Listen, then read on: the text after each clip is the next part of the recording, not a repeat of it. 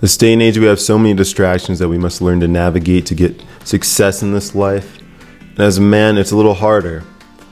I don't think our ancestors had this many distractions growing up, and it's so necessary to know which ones to look out for. In this video, my player ones, we're going to get into the top 5 distractions that you must learn to navigate, because if you can navigate these, I guarantee you, you will level up, you will have success in this life. Let's get into it.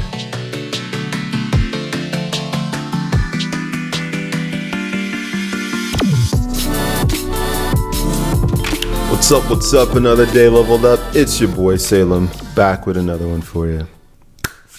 Today, I'm excited to get into today's topic. We're going to talk about the top 5 distractions you must learn to navigate. If you could learn to navigate these top 5, I guarantee you will have success in this life. Whatever it is, success means to you. It's different to everyone.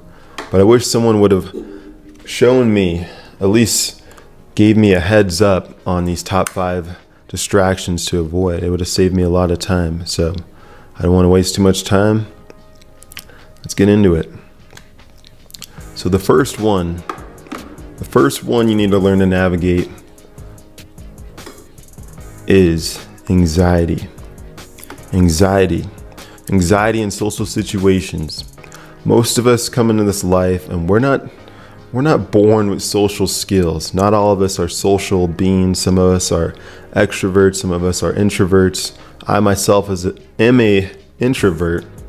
So I took a lot of time growing up just observing. Spending all that time observing, I learned how normal people behave. And I was able to instill some confidence in me, knowing that I had watched a bit, and going into social situations, I knew what to do. But still, because I spent so much time observing and not talking, I still had anxiety because I still had to perform. I could read all the books about relationships and how to speak and all that, but if I'm not on here speaking, or if I'm not talking to people in a group or something like that, it's just not going to convert. Majority of anxiety stems from the lack of exposure to social situations. You must make an effort to expose yourself to different social situations and people and groups, because you have to learn to endure rejection as well. If you go through your life not experiencing rejection or any type of hate or some type of ill emotions towards you, and you don't know how to handle that, it's gonna be a hard life for you, because this world doesn't care where you grew up, who you are, your qualifications, even your degree. It doesn't care. This world doesn't care.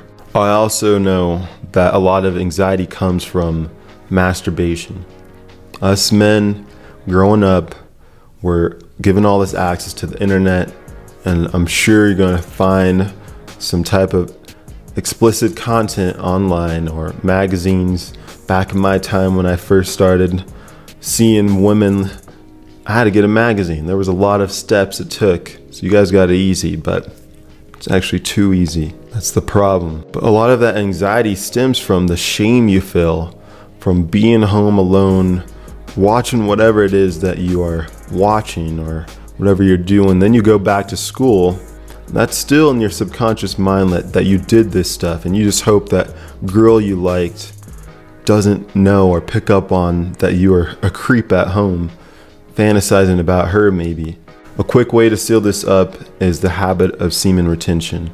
I talk about this a lot. I'm going to talk about it more. I'm going to dive deeper and deeper into this topic in the next video, but let's get into number 2, the need for validation. We've been raised to seek external validation as a kid. We grow up getting that external validation from our parents, our grandparents, school teachers. We go to high school, there's the superlatives. If you're a class clown, who's the best looking, if you made or did not make the football, basketball team. This is all just in your head, and you're seeking for validation, so you may do things just to get the validation. Now this world's grown so much that social media is the new high school. You got class clowns of the internet out here. You got the best looking on the internet. You got the most fit, the most likely to succeed. You have all these people on the internet, and as good as it is, it's still detrimental to your anxiety and your need for validation, because you're always doing things just for the validation. You don't want to get stuck in the trap of needing validation. I don't seek validation for people out online.